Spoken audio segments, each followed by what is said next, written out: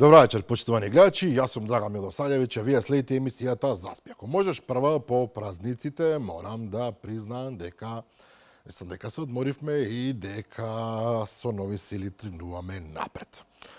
Ова што вечерва ќе го слушнете е една исклучителна сторија, човечка судбина, која што по моje мислење, впрочем затоа е поканата мојата гостинка вечера во емисијата, треба да се слушне, затоа што е историја за болка, за трагедија, за незамисливи страдања, меѓутоа во исто време историја за надеж, за оптимизам, за верба во животот и за верба дека по секоја цена мора да се продолжи.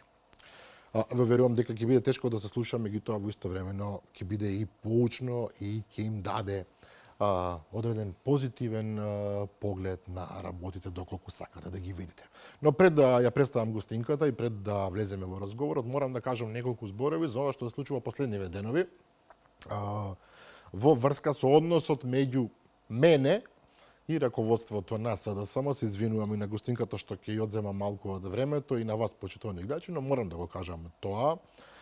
Факт е дека раководството на СДСМ, не целата партија, туку раководството на СДСМ од некоја причина е влезено во силна конфронтација со мојата матична телевизија, со Алфа ТВ, каде што е и ова студио. Впрочем, не сакам да зборувам во името на телевизијата, нема ни право на такво нешто. Јас сум уредник само на мојата емисија, не сум на информативната редакција. Тие испратија своји соопштенија, своји коментари за сето она што се случува.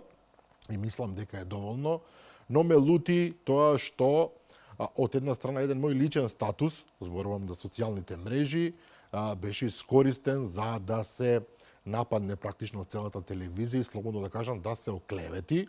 Тоа што јас го пишувам на својот личен статус е моје лично мислење на моја социјална мрежа и нема никаква врска со мислењето, ставот на телевизијата во која што работам. Тоа е едната работа што сакам да ја кажам. Втората работа е, ќе го повторам тоа што го напишав.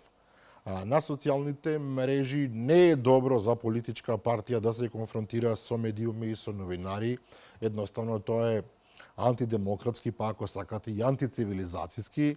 Едноставно мора да прифатат дека ние имаме право на собствено мислење, имаме право на своји размислувања, на своји коментари и не може заради тоа да не обвинувате за се што ќе ви падне на памет. Само како пример ќе ви дадам на СДСМ Свети Николе на Фејсбук Алфа телевизија е наречена неофашистичка. Неофашистичка е исклучително тежок збор, кој што, тешка реченица како сакате, која што и тоа како навредува. Не можете да ми зборувате мене за неофашизам, кога мојот дедо се борел за ослободување на Скопје, например. Значи го ризикувал својот живот да го ослободи од окупаторите, а треба ли да ве потсетам дека дел од луѓето во вашите редови имаат дедовци кои што во Скопје ги пречекувале истите окупатори со цвеќиња и со ракоплескање. Меѓутоа, таков вид на клевета, таква вид на навреда, слободно ќе кажам, е неприфатлива, освен ако немате здрави, јасни докази за такво нешто. Алфа телевизија е професионална. Сега повторно зборувам во име на телевизијата, верувам никој нема да замери. Јас давам све од себе да бидам професионален, останувам на ставот дека е огромна грешка да се конфронтирате со новинарите и со медиумите, особено кога немате причина за тоа, освен ако причината е критиката. Да, вистина е, Алфа беше, и оваа емисија беше критички настроена кон власта на тогаш на СДСМ и ДУИ, од проста причина што сметавме дека политиките што ги водат не се за доброто на народот. Впрочем, тоа се покажа, економски воопшто не напреднавме, напротив, официјално се бореа против корупција, реално излезе дека имало страшни примери на корупција токму во таа власт и околу неа, се збореа за правосудство кое што на крајот го сведува на 2% доверба, потпишаа договори кои што едноставно народот не ги сака и тоа е јасно како ден. И ние сметавме и сметаме се уште дека тоа беше, се извинувам, неправилна политика и затоа ја критикувавме. Ово што сега го прават со разни пораки дека сме неофашисти, вакви, такви, платеници, не знам што, едноставно само нив има стои на чест. Да, ќе повторам дека и колегата Бранко Герески, со кој што немам никаква релација реално, освен што ми е колега и што го познавам, го бранев затоа што сметам принципиелно дека не треба да се навредуваат и напаѓаат новинари. Меѓутоа, ако сметате дека така е правилно, што да ви порачам, освен предложете, но тоа дополнително ќе го урниса вашиот рейтинг, кој што инаку е навистина на ниско ниво, да не речеме најлошо во историјата. Вие имате право на внатрешни логики, внатрешни политики, внатрешни сваќања на нештата, меѓутоа треба да се држиме за демократски и цивилизиран однос. Јас никогаш не сум ја навредил партијата СДСМ и затоа навистина ми е дегутантно кога гледам како отворено ја навредува телевизијата во која што работам. Се надевам дека во раководството на СДСМ, не во СДСМ како партија, каде што сигурно има илјадници одлични прекрасни луѓе, ќе смогнат сили, ќе се надминат себе си и ќе почнат да се однесуваат достоинствено и принципиелно, затоа што ова што сега го прават не е за доброто, не само на нивната партија, туку воопшто на нашето општество, на нашата заедница. Ние мораме да бидеме свесни дека сепак сите сме делови од еден ист организам, делови од едно исто тело и едноставно не гледам причина за толкава пизма, за толкава нервоза, речиси хистерија во сите нивни соопштенија кои што се пишувани како во некои лоши времиња кои што верувавме дека заминале во историјата за секогаш. Но повторно ќе речам, како сакате така правете, овде кај јас ќе завршам со дебатата, ако така смеам да кажам, со раководството на СДСМ. Повторно ќе речам, поканете се, доколку сметаат дека треба да дојдат во оваа емисија да разговараме како луѓе во демократски амбиент за сите прашања што ги мачат и што нас не интересираат. Ако не сакаат, повторно нивно право, но да погледнат малку во својот двор и да разберат дека ова што го прават е апсолутно погрешно. Толку околу ова прашање. Сега се префрламе на темата која што вечерва сакам да ја издебатирам со мојата гостинка Драга Керечев, иако со официјално се запознавме пред 15 на минути, Ивана Лескаровски, родена Прилепчанка со живеалиште во Охрид. Добра вечер. Добра вечер вас, добра вечер на гледачите. Чест ми е што денес седам наспротив вас.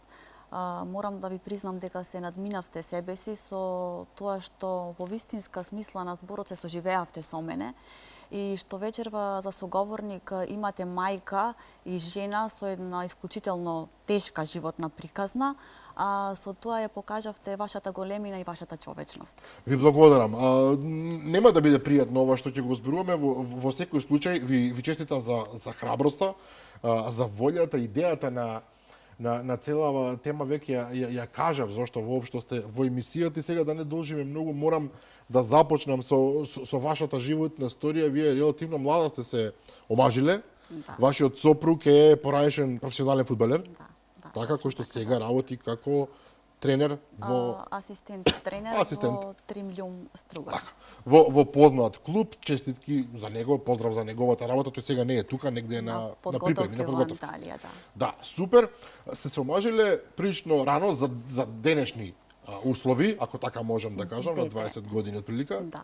Да. Се уште дете, нормално љубов сте сакале да го создадете семејството, да го зголемите, сте станале бремена и тука некаде почнуваат вашите патешествија кои што јас ќе речем на никој не треба да му се посакаат, меѓутоа вас ви се случиле и едноставно ве направиле тоа што сте сега. Јака, снажна жена која што чекорени животот и која што не се откажува. Точно така. Што се случи? Вашата прва бременност одеше најнормално? Би се навратила малку поназад. Поверете.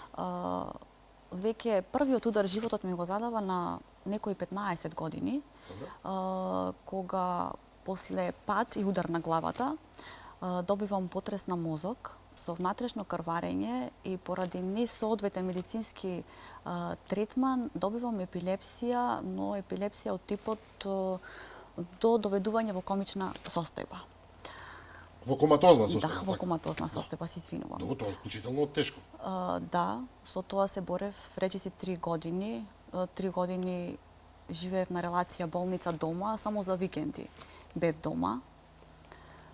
Тоа беше онај почеток кој од мене првенствено направи силно дете. Да, во тоа време се дете, апсолутно. Да. Потоа следува се Потоа што... доаѓа вашиот брак, нормално сакате да го зголемите семејството, останувате бремена, се оди добро до 8-миот месец. До 134-та недела, Така. каде што добивам породилни болки и не постоеше никаков начин за спречување на тоа, освен пораѓај. Добро. Го носам на свет моето прво дете, мојот прв син, мојата прва светлост. Тие што се мајки можат да разберат што значи кога за прв пат станувате мајка. Но многу пати знам да кажам кога едно дете за неколку дена го губи своето дете, не постои соодветен збор со кој може да се објасни тоа. После раѓањето на мојот прв син, во рок од 4-5 дена тој починува од дијагноза респираторен дистрес. Добро. Започнува една агонија, кога прво начинот на кој ти го соопштуваат нештото доаѓа, мислам дека не беше медицинска сестра, туку како се вика, не собарка, Од персоналот, да, добро, небитно, и ми кажува дека треба да бидам симната на патологија. Кога јас кажувам, не, моето дете е на интензивна нега, јас ќе бидам тука за да можам да го посетувам. Па вас не ви известиле дека вашето дете почина. Така. Буквално цитирам. Овие зборови беа. Тоа е шок што човек не знам како може да се соземе од него. Па и тој период многу малку се сеќавам. Шок. Неам збор со кој можам да го опишам.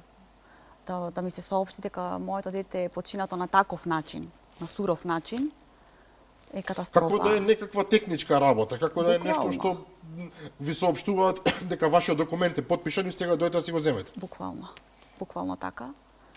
На моје барање и на моја иницијатива, бидејќи бев породена со царски рез, се потпишав за што побрзо да излезам од болница и тие неколку месеци после смртта на мојот прв син ми се тотално избришани, зашто вистина бев во една состојба во која секој нормален човек би бил.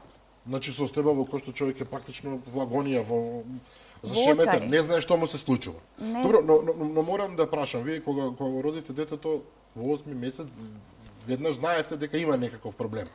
Така и ви кажаа дека има респираторен проблем, меѓутоа не ви кажаа дека е животно загрозувачки. Значи, кога во Македонија, значи сега правиме муабет во период пред 15 години. Добро. Секој предвреме родено дете се смета за ризично. Добро. Што во пракса во светот тоа не е така. Имаме случаи каде деца од 24-та недела преживуваат. Автоматски ти кажуваат, го носат во инкубатори, ти кажуваат дека е животно загрозувачки.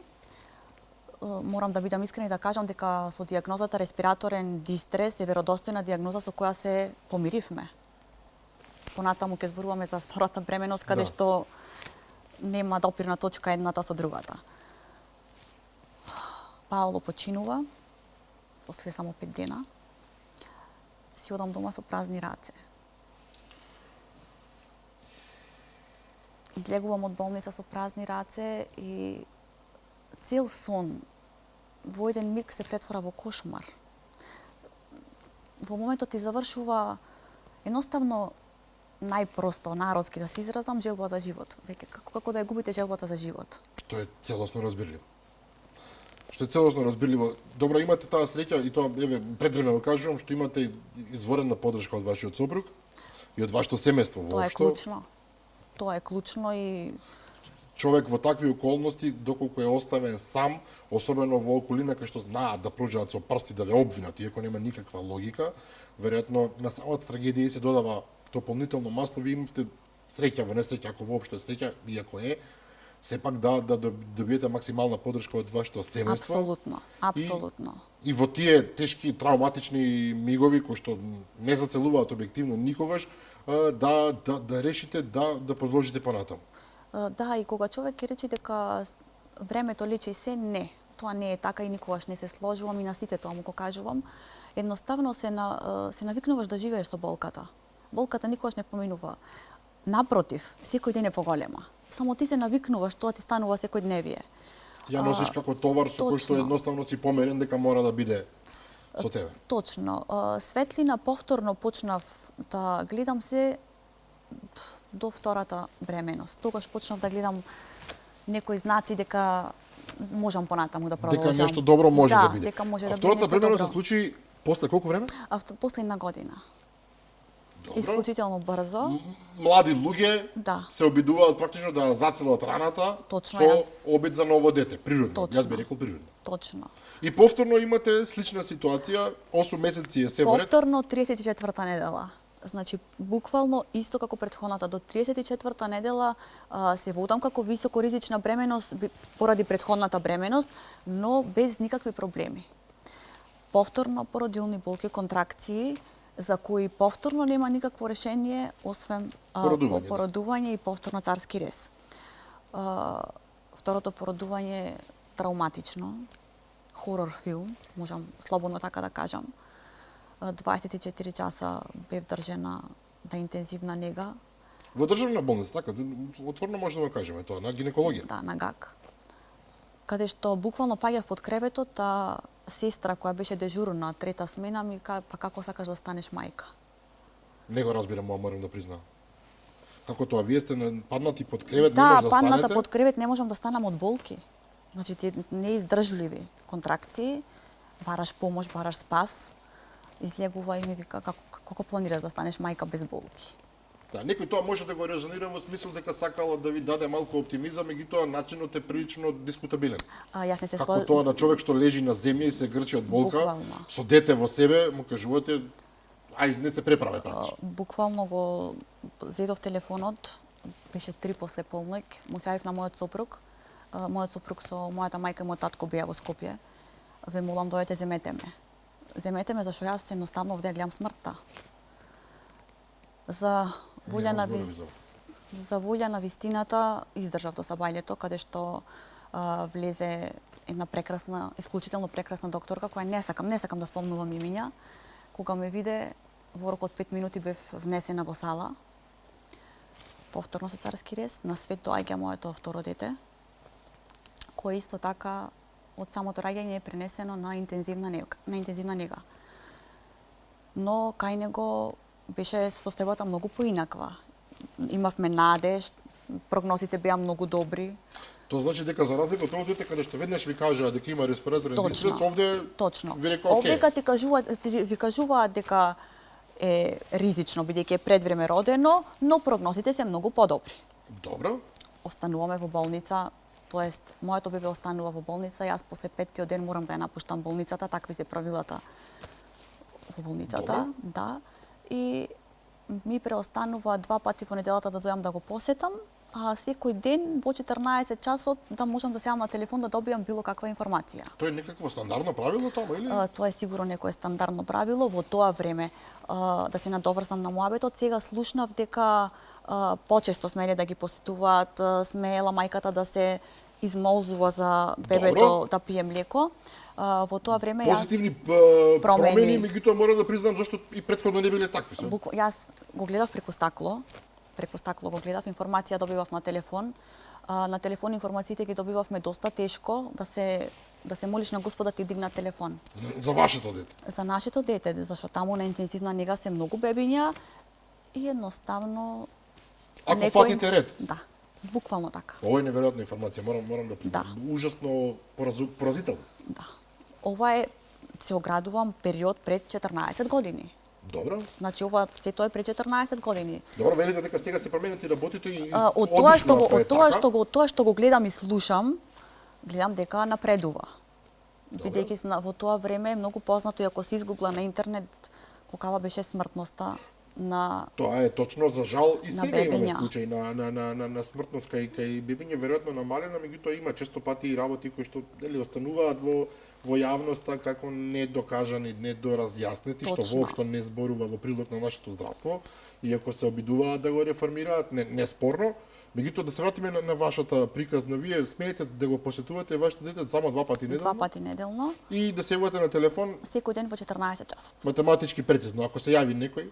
И добиваш информација дека твоето бебе денес испило 5 мл млеко, состојбата е стабилна или не е стабилна. Не добивав информација кој антибиотик е денес даден, што има денес примено, такви информации не добивав. На секое прашање или подпрашање кога ќе кажев дали му е направен овој преглед, дали му е направен онај преглед, не добивав јасни одговори. И се стигнавме до момент каде што веќе почна да не подготвува дека да се спремаме за дома. Добро, тоа се Бидејќи значи детето позитивни. точно, точно, бидејќи детето е предвреме родено, ќе има проблем со белите дробови, тоа е кај сите предвремени родени деца. Добро. Па не насочува дека треба да продолжиме да одиме во Козле на прегледи. Но тоа е во принцип она што се вели превентива, затоа што нели, децата што предвремени родени најверојатно имаат послаби бели дробови од вообичаеното, од зборам на оние што се 9 месеци. Точно. Но тоа не е животно загрозувачки, тоа не е нешто што би требало да биде самиот факт дека ве спремале за дома, зборува дека е Точно. После 3 месеци, кога веќе се спремаме за дома, на нашиот син му се јавуваат отоци на целиот стомак. Каде што ние молиме и инсистираме да му се направат прегледи на бубрези, а ние сме во консултација со педиатри од странство. Во тие моменти излегува една докторка која повторно нема да ја спомнам и ни вика, ако сакате да го спасите, носете го од тука. Но веќе беше касно, состојбата стана алармантна. Од спремање за дома, ние стигнуваме во ситуација за борба за живот. Добро, морам да ве прекинам, се извинувам. Во болница ви велат ако сакате да го спасите, носете го од тука. Значи во болница се носи дете или човек се едно за да се спаси. Да, Тоа практично е признание дека тамо не може да направат ништо. да.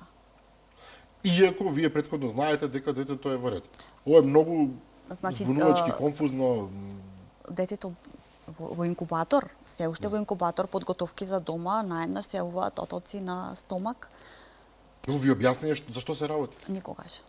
Никогаш не ви објаснија зашто се работи. Никогаш не ни објаснија. Иако претпоставувам поставувавте прашање, што поѓаволите се случува? Никогаш, дури кога ја зедовме обдукцијата, обдукциониот наод, за кој не можам да ви објаснам колку пати бевме да го земиме и на крај, како што знаеме како функционира државата кај нас, мораше да фатиме врски, така наречено пријатели, за да го земиме обдукциониот наод. Што е вас, што ви припаѓа по природата на нештото. Точно, но сепак додека ги имаше отоците, имавме некоја надеж, ни викаја денес ќе му смениме антибиотик, ќе смениме ова, ќе смениме она. И иде ред јас да се јавам на телефон и да прашам каква е денес состојбата. Па мајка, ако имате можност, дојдете бидејќи вашето дете умира, не знаеме дали ќе стигнете да го начекате живо.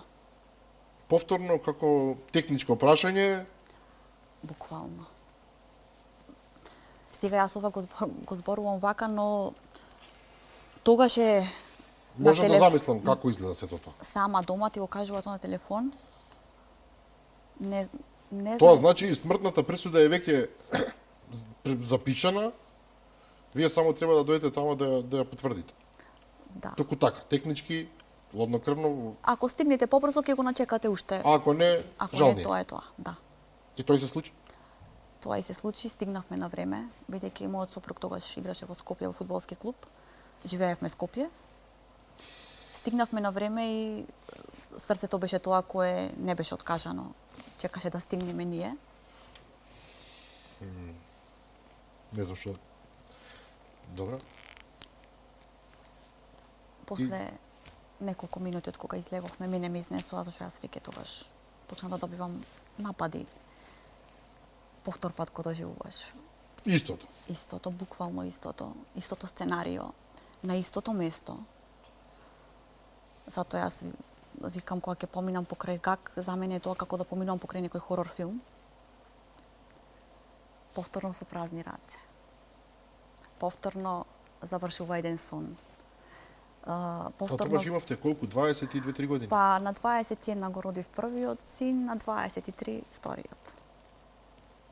Значи во нецели 2 години, 2 загуби. Значи, практично ви ги убиваат со ништата. Сега,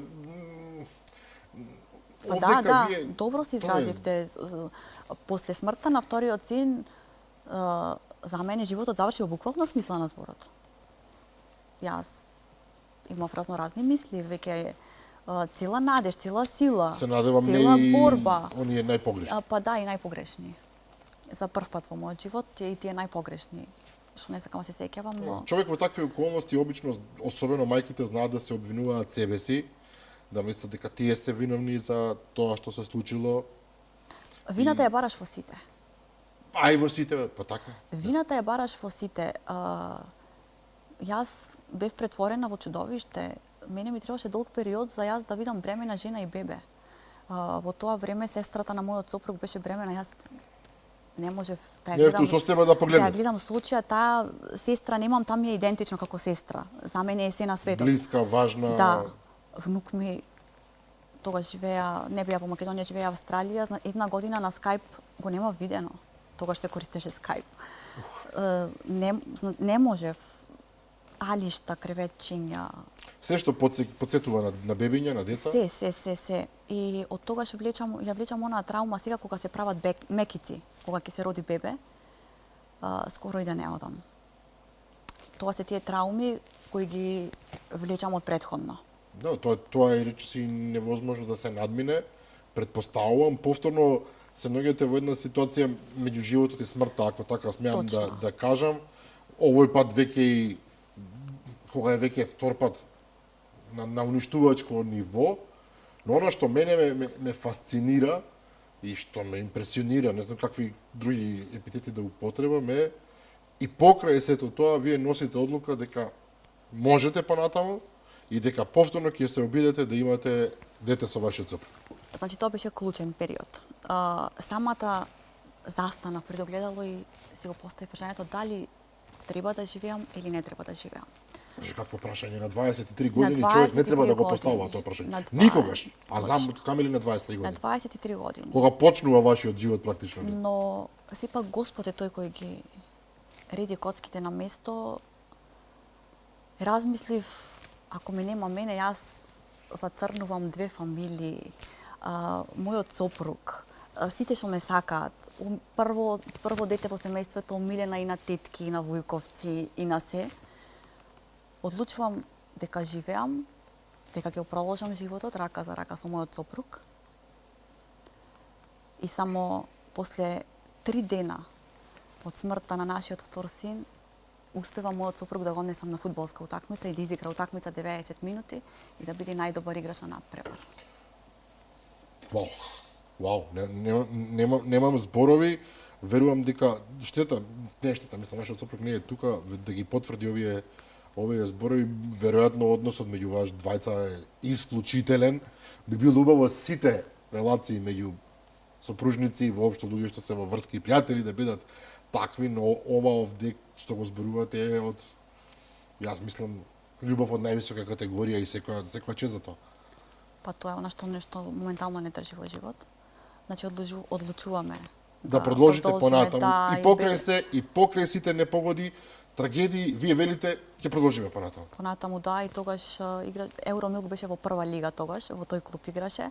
Кога појдовме на утакмица, ни тренери, ни стручен штаб, ни фудбалери не знаа како да се понашаат со него. Нема соодветен збор. Сосема разбирливо. Точно така. И човекот отиде на надпревар, изигра, најдобар беше најдобар играч и мислам дека тогаш беше утакмица против Шкендија и постигна гол.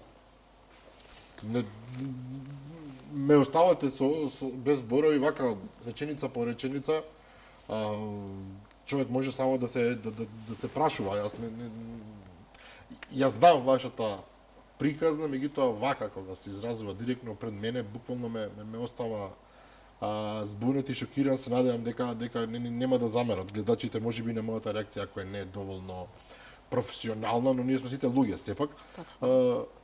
Понатаму продолжувате со обиди да имате деца сите поред неуспешни. Спонтани абортуси. Спонтани абортуси. Повеќе. Повеќе спонтани абортуси. Еден абортус мораше да биде, не да кажам, туку мораше да се случи, можеби плодот ќе беше во ред, но мораше да се случи, зашто во моментот мораше да ми биде направена интервенција на бубрези. На вас? Да, и во никој случај плодот не смееше да биде задржан во мене. Значи, вие имавте во детството тешка повреда на главата со епилептични напади. Да. Сега во една од бременностите имавте операција на бубрези. Да, тоа беше некоја страшна инфекција од поставување на катетри. и Оф, добив инфекција на бубрези, плодот мораше да биде исчистен, затоа кажувам дека тој абортус е еден што мораше да се случи, а сите други абортуси беа спонтани абортуси. Тоа морам да ме прашам, сега се разбира ова е се е емотивно во оваа емисија, морам да признам. Се плашам да не претерам во прашањата, меѓутоа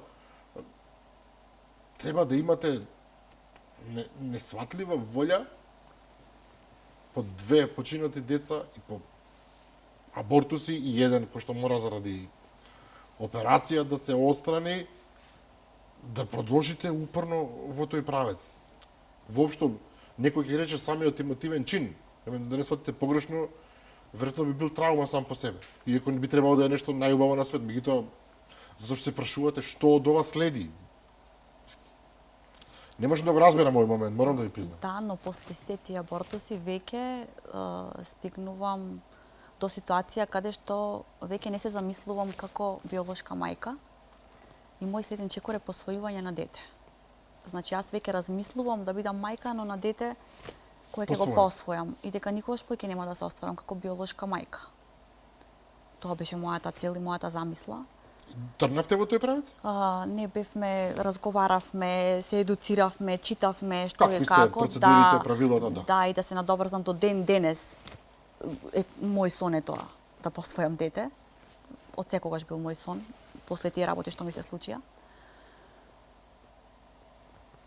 Пак Господ, секогаш Господ е со нас. Во моментот кога ни една мисла не води дека јас повторно ќе бидам биолошка мајка, јас останувам бремена со сега мојот единствен син Роман. Тоа е неколку години подоцна? Да, тоа е скоро 3 години подоцна. Останувате бремена и нема абортуси, фала Богу. Да, но страв. Можам да го замислам. Страв до степен да размислуваш дали сакаш да си бремена, викаш немам сила повторно да губам дете. Секој ден, секоја болка, секој погрешно движење што се вели, секој слушување, секоја било каква реакција. Точно, самиот факт дека сум бремена за мене беше застрашувачки.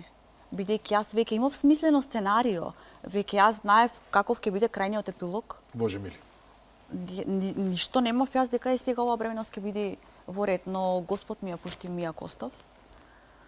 Ова инфлуенсерката, така, јас Да. не сум нешто упатен, меѓутоа знам која. Таа е посебно нешто во нашиот живот и нескромно можам да речам благодарение на неа. Јас го родив Роман, ме фати за рака и ме однесе кај доктор Дракулевски. Таа лично. Таа лично. И сите околу мене беа сигурни дека таа приказна ќе биде успешна. Дракулевски ми рече: Ивана, ти од оваа клиника нема да си одиш со празни раце, тоа ти го ветувам јас. Кога еден доктор тоа ќе таков ветар во грбот. Тоа чувство, тие емоции во тие моменти се клучот за јас да одлучам Роман да се роди. Целата бременност беше високо ризична. Се подразбира. Ама високо ризична со лежење во кревет. Цело време лежење во кревет. Се до средина на 6-ти месец, каде што мојот сопруг тешко се разболува и за мене лежењето завршува. Можно ли ова? Не знам што да му да кажам. Можно ли ова?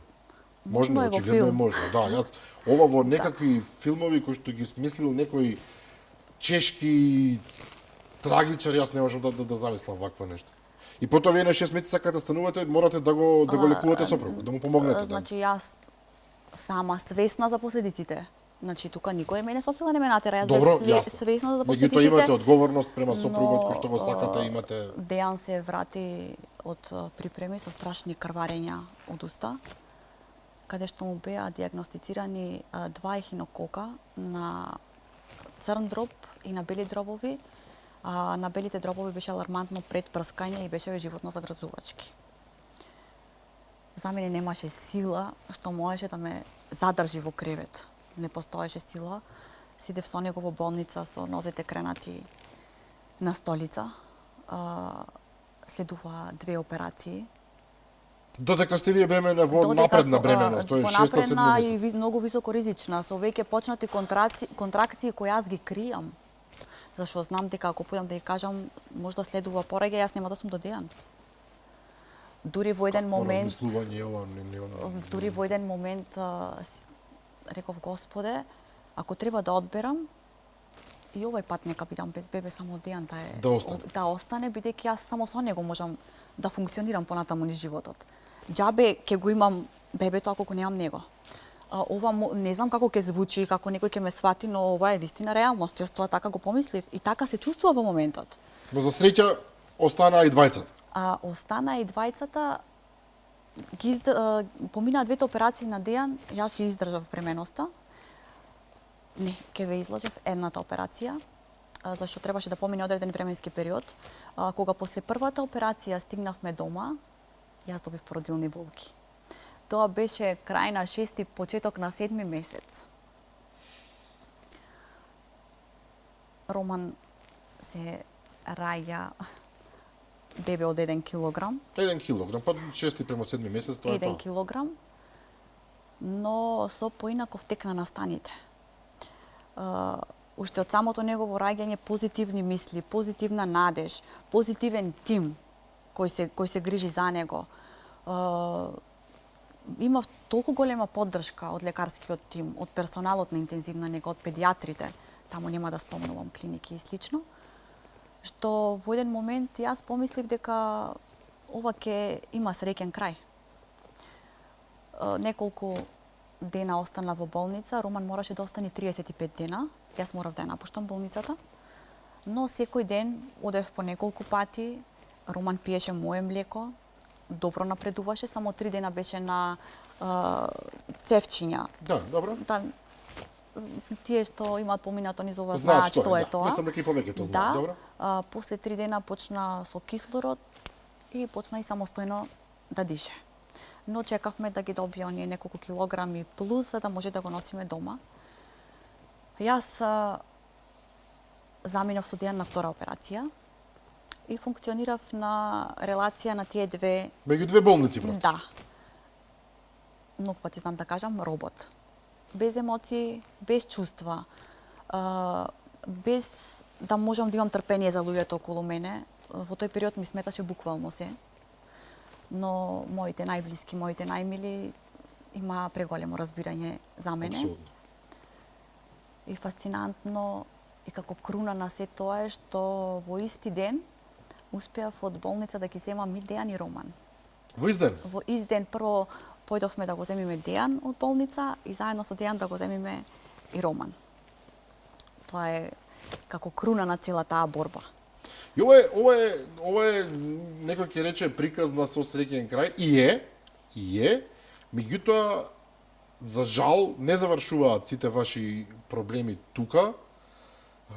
Се покажува дека вашето дете Роман, дај Боже да е здрав и жив, долго да се разбира да тера, сега има 11 години, нели? Уште еден месец ќе прави 11 години. 11, и ќе дојдеме до тој момент, всушност има повеќе здравствени проблеми и тоа прилично од сериозен карактер. Да, но Роман, за да тој период се случува пред 2 години. Роман растеше... Претходно беше здрав во дете... Да, Роман на своји 6 месеци веќе ги надмина врсниците родени во 9 месец. Роман им беше... Напреден исклучително. Исклучително напредно. Веднаш да кажеме дете. дека се работи за исклучително интелигентно дете. Да. Кој што надпосочна интелигенција очигледно има. Дете кое е некаков дар од Господ со сите диагнози кои ги има сега, а ја поседува таа интелигенција, навистина е чудно. А дали има докторите представа од каде се појавуваат сите овие здравствени проблеми? До сега не. Сигурно влечи последица од тоа предвремено раѓање.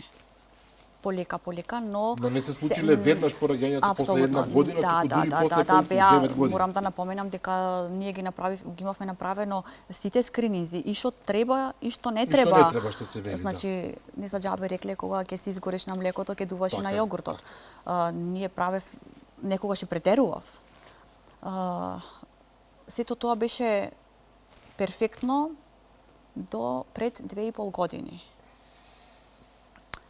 Кога на Роман му се диагностицираат 5 диагнози, а во истиот тој момент јас војувам со мојот канцер. Ивана, јас морам да признам дека повторно ме ставате во ситуација да не знам што да мислам. Вие во текот на овие години добивте вие канцер Да. и додека што е една од најтешките болести се разбира и додека се борите со неа и мислите како да преживеете, буквално бидејќи за жал таа е често пати смртоносна болест, на вашето дете му се диагностицираа дури 5. Да, но кога јас го добив канцерот, да бидам искрена, пак за некој ќе звучам сулудо, не беше ништо травматично. Јас реков, ова е канцер, не знај со кого си фатил работа. Ова не е ништо. Ова јас тоа што за една мајка нема нешто пострашно од тоа да го изгуби своето чедо. Јас го преживеав и надживеав тоа. Еден канцер ништо не ми можеше и така и беше. Значи, успешно ми беше отстранет, успешно ги поминав терапиите, имав прекрасен тим, професор Карагјозов и професорка Муратовска беа буквално 24 часа достапни за мене. И кога тоа доби некој баланс, повторно нов шок, а тоа се 5 диагнози на Роман. Но како тоа 5 диагнози одеднашка, не ми е јасно. Па- Зарем не требало да има некаква предисторија, нешто што се забележува? Единствено нешто што забележавме е тоа што Роман пиеше 2 литри течност, а мокреше 4-5 литри течност. И во рок од 1 месец изгуби 8 килограми. Значи, јас како мајка која премногу сум посветена на неј, премногу посветена, дури повеќе од колку што треба. Добро, вие сте 24 часа на позиција мајка, еве да, не... откажана буквално од се само за да бидам цело време со него и знам колку влакна на косата има. Па така со мојата мајка забележавме дека нешто не е во ред. Одма се опативме на места кај што треба да одиме. И ви рекоа? Не беше диагностицирано ништо. Дома си заминавме без ниједна диагноза. Но во меѓувреме, јас и мојот сопруг имавме анализи пуштено во Германија. И додека од болница си одиме по пат за дома, ни стигнува диагноза за инсипиден диабет, ретка болест. Многу малку знаат за таа болест и бидејќи Роман не се лекува Македонија, не е тука внесен во систем со таа ретка болест, но мислам дека јас 1 до 2 случаи знам во Македонија. Воопшто? Да. Значи, тоа е исклучително ретка состојба. Ретко кој може да го диагностицира тоа. Но во Германија експерти пронајдоа што? Според крвта, таква анализа. И ние не знаевме што е тоа, буквално. Во тоа време имав во клубот, каде што е тренер мојот сопруг, имаше фудбалер од Србија, од Ниш, на кој родителите му се здравствени работници. Едниот родител му е еден од најпознатите онколози во Србија, а мајка му е главна сестра на клинички центар. Сами беа дојдени на гости кога го видоа Роман дека вика нема шанса ова дете да нема диагнози, зашто ние гледаме дека нешто не е во ред, вика вие доаѓате со нас. Заминавме Србија одма. Во рок од 24 часа му беа диагностицирани 5 диагнози. Тоа се, освен ова реткава состојба што ја кажавте на диабетис, има и тумор? Има аденом во хипофиза, или народски кажано тумор, диабет тип 1, епилепсија и има благ степен на церебрална парализа, која сега е понапредната и му ја блокира цела десна страна. Имавме проблем исто и со фината моторика со одењето. Во летото имавме хируршка интервенција, доктор Камнар го направи совршено тоа што требаше да го направи, но сега во март веќе не очекува тешка и комплицирана операција во Атлас во Србија. Добро, јас кога се обидов да контактирам со вас пред некој месец, вие ми рековте ќе одиме во Белград, ќе треба да се направат одредени проверки, таму дошол, ако не се лажам, руски специјалист? Да, доаѓа неколку пати годишно професор од Русија. Успеавме да фатиме термин кај него. Бевме на преглед. Немаше друга опција освен операција. Но изводливо е? Шансите никогаш не можат да бидат 100%. Но за нас е повеќе од доволно тоа што се нафати. Можеше да ни кажи тоа е тоа. Да, не нема можеме решение. ништо да направиме. Значи се додека има решение, се додека има начин, светот би го преватила наопаку за Роман. И голема среќа во цела ова несреќа е што Роман е исклучително зрело дете. Пред време пораснато за своите години и Што е веројатно и природно на некој начин. да, исклучително се бори со секоја животна ситуација. Тоа значи на Роман му е јасно што се случува со него, јасно му е и за минатото ваше. Роман знае се. Не сте скрили ништо од него. Буквално ништо. Ни за тоа што никогаш нема да има брат или сестра, за тоа што му се починати две братчиња. За мојата болест, Роман, јас додека бев во болница, Роман ми беше најчестиот посетител. Значи, буквално ни во еден момент ништо немаме скриено од Роман. И Мислите дека е тоа правилен начин? мислам дека да. Мислам дека да, зашто што ќе добиев ако скриев од него? Еден ден мораш да дадеш одговор на се. А Роман сега нема потреба ништо да ни да праша. Доволно е зрел и се му е јасно. Буквално. Сам се боцка со сензорот кој го носи за дијабет. Кога ќе додат дома да му вадат крв, сам бара вена. Значи, дете кое единствено што ми е жал во врска со него е тоа што е пред време пораснат. Што на детство како другите деца, тој не го изживеал. Во полна сила, да речеме. Точно така. Но ајде да кажеме и нешто позитивно.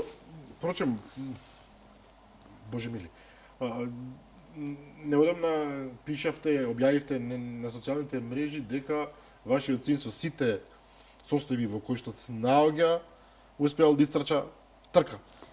Да, тоа беше во летото, после операцијата на стапалата, и беше само неколку дена станат од количка. И одеше многу, супоте го држевме за да оди. И се одржуваше трка за ретките болести во Струга, каде што бевме договорени јас и Роман да појдеме и полека да испешачиме ако успее, ако не во количка. Но Роман одеднаш почна да трча. Значи не трчање, али Роман Но за почна... неговите услови трча. За неговите услови истрча 300 метри. Ова, морам да признам дека ова фантастична волја ја наследил од вас, нема друго објаснување. Па да, и Мегли цело време е присутен со мене. Заедно сме 24 часа и него кога би го прашале за него кој е херој, тој вика мама. Кој друг би бил, морам да признам. Да. Но волјата што сте ја всадиле во Да. него, може би природно, генетски, а може би со воспитување, фасцинира. Да. Детето кој што Апсолутно. повторно ќе речам, како и вие, што во ваши случаи, ова е, затоа и постои оваа емисија, би рекол, драги гледачи, затоа што многумина во вакви околности едноставно дигаат раце од се, едноставно се откажуваат, влегуваат во депресивни фази, влегуваат во состојби кога едноставно сметаат дека се е против нив и се откажуваат од се. Вие никогаш не сте се откажале и вашиот син, дете се уште, да не се лажеме, фасцинира дека ја има истата таа волја, желба за живот, да се бори по секоја цена, што навистина е за секоја пофала. Буквално така, да се надоврзам со тоа што го кажавте, да. А јас секојдневно добивам пораки од мајки, жени, па и мажи кои немаат доволно поддршка, не се доволно храбри и не секој може ова да го изнесе јавно. Целосно се согласувам. Јас никогаш не би осудила некој што не сака да зборува јавно, но јас со тоа што цело време искрено и отворено зборувам, допрев до многу срца. Допрев до многу мајки, допрев до многу деца. Мене ми стигнува порака од мајка која ми пишува: Ивана, ние сега одиме на биопсија за нашето дете, ти си мојот мотив и ти си мојот надеж за да се борам понатаму. За мене тоа е мојата победа. Апсолутно. Значи, од милион позитивни коментари се случува да добивам и негативен коментар од некој лажен профил, кој го прави само за да искоментира и ќе напише: сакаш да си славна со болеста на детето. Овдека морам да се вмешам во овој разговор. Јас често пати сум коментирал во оваа емисија за фактот дека на социјалните мрежи имаме се и се што, и тие го извадија и најдоброто и најлошото од луѓето. Точно. Идејата на социјалните мрежи на кои што вие сте активни и токму тоа да ја споделите вашата приказна, феноменална храброст имате, секоја чест за тоа, затоа што сакате да бидете инспирација, сакате да дадете волја на други. Меѓутоа, за жал, болни луѓе, ова го кажувам јас, не вие, болни во одредени мозочни келии постојат, кои што едноставно очигледно имаат потреба да се ситат, да наоѓаат Буквално. мани, најчесто за скриени профили, дури немаат доволно храброст да излезат со име и презиме, па да кажат еве Точно. јас го мислам тоа, па да се Почитувам поставиме да, сопствено туку твоето некакви мислење. скриени манијаци, не знам како поинаку да ги наречам, кои што очигледно се хранат душевно, обидувајќи се да омаловажат, да навредат, да спуштат некого во нивните глави, да му порачаат дека тоа што го прави е не затоа што сака нешто да направи позитивно, туку затоа што ете сака да се експонира. Ја навистина не гледам, освен ако и вие не сте полудена, сега да не ме сватите погрешно, зашто некој би сакал да се експонира со болеста на своето дете или со трагедиите во својата фамилија. Тоа е толку глупаво, толку нелогично, нечовечки, што тешко ме е да го замислам. Така што разбирам дека има вакви луѓе и супер е што вие поминувате преку нивните пораки како што се вели како преку нешто небитно, затоа што веројатно нивната желба е да ви го направат токму тоа, да ве разочараат, да дигнете раце. Меѓутоа како да разочараат некој кој што поминува се и сешто? Па јас- Тоа само по себе е нелогично. Па нелогично, јас не можам да разберам некој дали да го слуша сето ова и тој да земе да напише да се замара со мојот изглед. Како јас имам сила да се дотерам? Како јас имам сила да се Ова е нашминкам? добро прашање, јас морам да ви го поставам токму од тој аспект. Некој ќе рече повторно, луѓе кои што сакаат да бидат критички расположени, Ги имаат. како поѓаволите ова девојка, Точно. жена, изгледа одлично. Морам да ви признам, ова е пофалба, комплимент. Ви Се надевам благодарам. нема да се наути вашиот сопруг. Тоа е благодарам. факт. Навистина изгледате одлично. Да, имате тетоважи што се видливи, може да кажам модерна сте и сето тоа. Но што би требало да правите? Да седите во чаршав дома, да тагувате, вие се обидувате вашата порака за упорност да ја презентирате и директно со вашиот пример. Да, моја како единствена цел е луѓето да сватат што е проблем, а што не е проблем.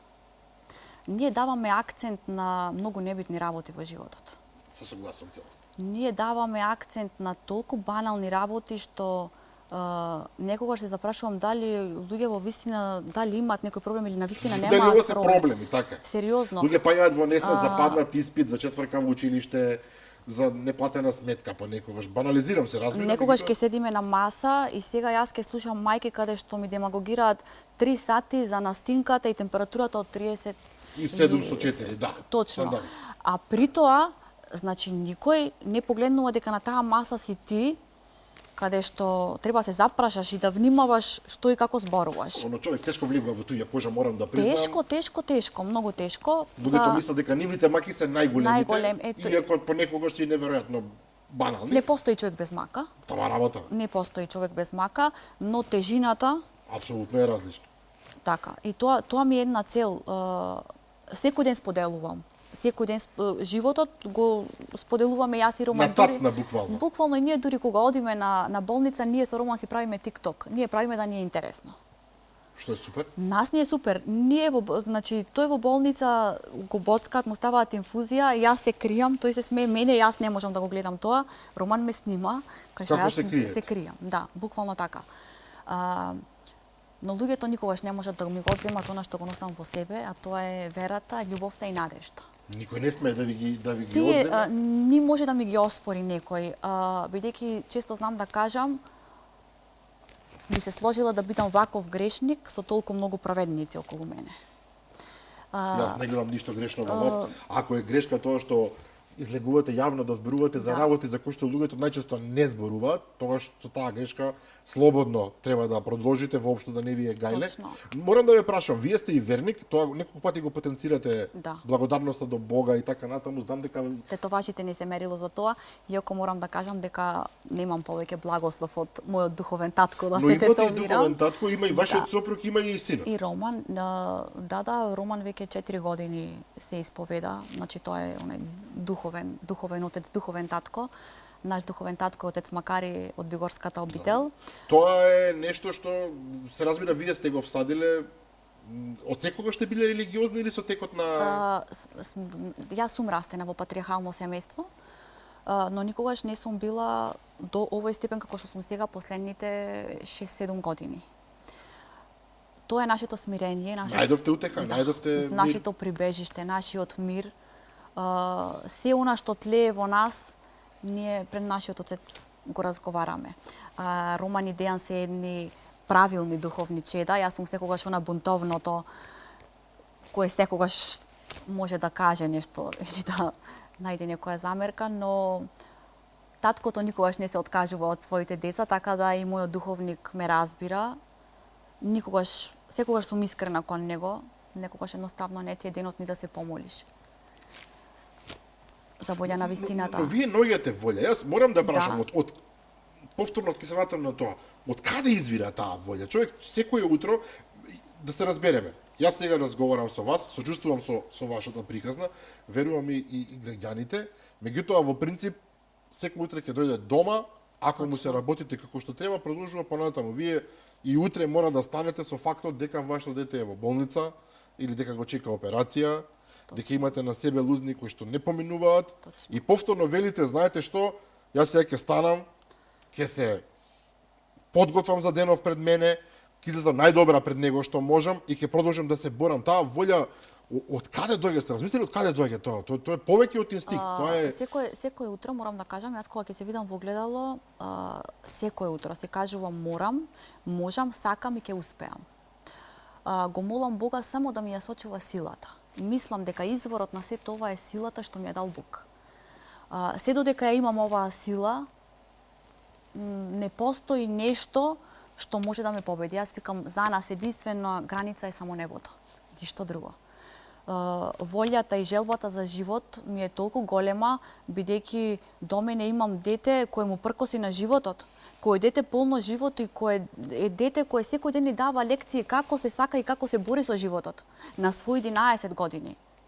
Па вие кога сега овде би го имали Роман идентично како мене би разговарал. Како да имам поголем? Што може да биде поголем мотив од тоа? Семејството, моето и семејството на мојот сопруг. Ние сме сите за еден за сите. Овдека морам да поставам едно прашање кое што исто така е интимно, меѓутоа веројатно ќе ги интересира гледачите. Поради сите овие работи никогаш не дојде до она што се нарекува оддалечување. Никогаш не дојдовте во ситуација да речете па и ние не треба да бидеме заедно. Не, јас верувам повеќе на неговите очи неголи на моите. 16 години лутаме заедно низ овој пат и тоа ќе биде до нашиот последен здив. Кога зборувам за Дејан, емоциите посебно ме совладуваат, бидејќи ако речам совршенство, тогаш за мене совршенство е Дејан, мојот сопруг. Разговараме веќе 1 час, ако се одземат оние 3-4 минути кои што поминаа во моето дебатирање со едно раководство на една политичка партија. Ивана, јас би можел да ви поставам уште десетици други прашања, но мислам дека тука е доволно, треба да запреме. Немам ништо друго да додадам, освен дека вашата приказна апсолутно ме фасцинира, ми е страв да го употребам зборот воодушевува, затоа што некој може да го свати, па и вие, погрешно. Едноставно, ви благодарам што дојдовте овде, што го кажавте тоа што имате да го кажете. Верувам, искрено верувам дека ваквите истории се насушно потреби да излезат во јавноста за да видат луѓето дека можеме, дека мораме, дека знаеме, дека умееме, дека никогаш не треба да се откажуваме, дека животот е драгоцен дар кој што од Бога, неверниците кажат од природата, помалку важно, кој што не треба да се фрли, напротив, треба да се чува, треба да се внимава на него и ова што го имате во себе, оваа нескотлива волја за живот, оваа нескотлива волја за продолжување напред, јас ви посакувам да апсолутно да остане секогаш со вас, со вашиот сопруг, особено со вашиот син. Се надевам дека наскоро таа операција ќе биде успешна и дека ќе заврши тој дел од траумата, да чекате да биде, се разбира, здраво дете. Што да ви кажам понатаму? Благодарам уште еднаш. Ви благодарам и вас. И да, почитувани гледачи, овде ќе ја завршиме емисијата. Ако некој од ова што го гледавте сега добил правилни, исправни мисли и чувства, јас сум бескрено благодарен. Ако некој оди во правец, како што споменавме кај одредени индивидуи, кои што оди во негативно, во наоѓање мани, во наоѓање, не знам како се нарекува тоа, дека некој се обидува нешто тука да постигне, тогаш можам само да го жалам. Тоа беше се за вечерва, утре во 15 часот ќе го погледнете репризато издание на оваа, би рекол, уникатна емисија. А јас ќе закажувам нова следба со мене и со нови гости утре вечер во 22:30. До тогаш пријатно.